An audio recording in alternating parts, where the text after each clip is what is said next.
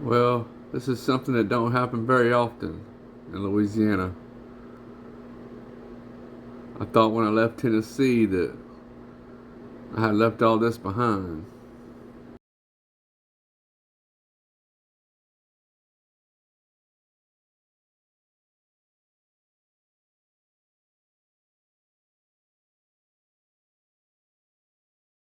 I'm not sure how many inches this is going to be once it's all over, but this is by far the most snow I've ever seen here in Louisiana.